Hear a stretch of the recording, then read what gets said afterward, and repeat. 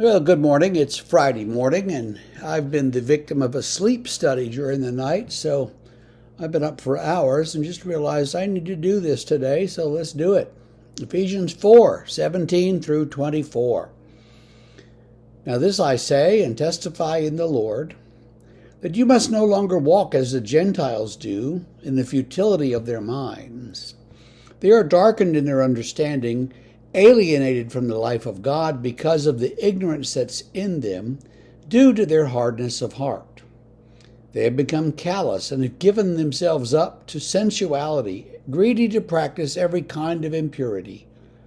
But that is not the way you learned Christ.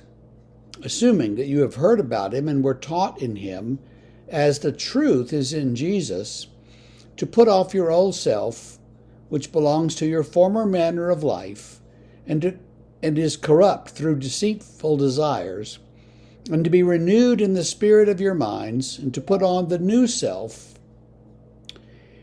created after the likeness of God in true righteousness and holiness. So, what does Paul say here? He wants us to put away all of the stuff that we get from the Gentiles, so the non-Christian world. And it's easy to build a kind of view that says, well, Christians should be different, and so everything about our life should not be like the world. We should not have the demon VCR should not be a part of our furniture. We should not have all this technology. I think there was a lot of fear of technology a few years ago, and probably still is, that leads people to say things like that. We shouldn't do this and that and the other because it's simply giving in, capitulating to the world and its views.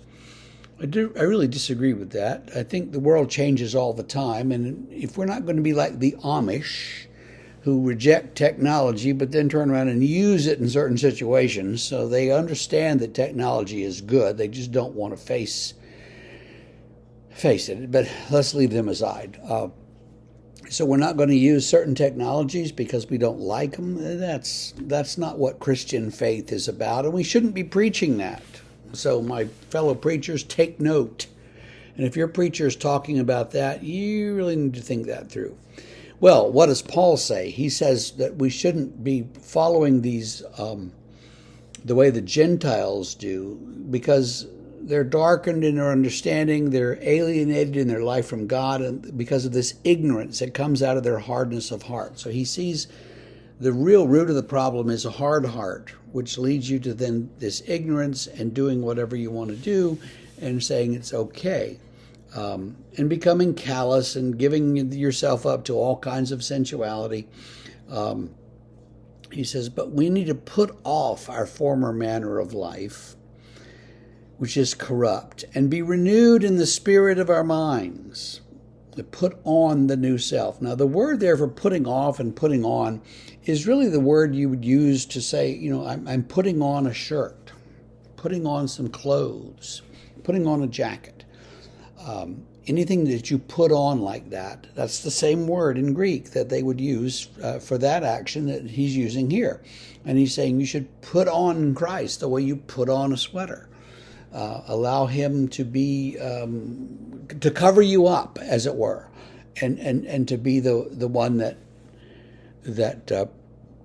protects you maybe and clothes you. So, that's an interesting metaphor, and the more you think about it, it gets kind of slippery sometimes and kind of hard, but it's a pretty good one in other times. He says, put on a new self, created after the likeness of God in true righteousness and holiness.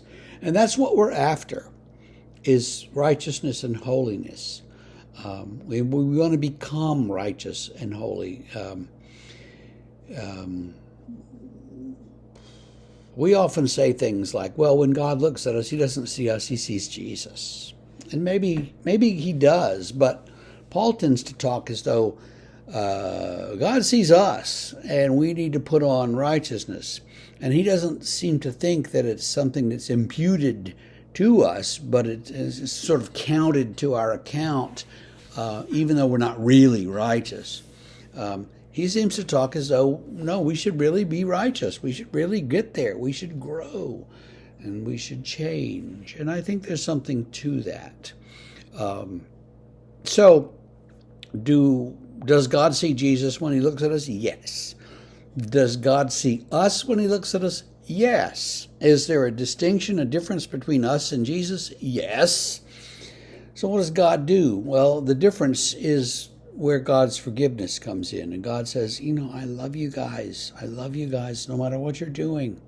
But stop doing that and that and that, That's what Paul's after. He's after us, getting us to, learn how to behave ourselves better and be righteous and be good people and not be involved in things that the Gentiles do, okay? So work on that today. I know you can get it all solved by 5 o'clock. Work on that today, and we will see you tomorrow. Have a great day.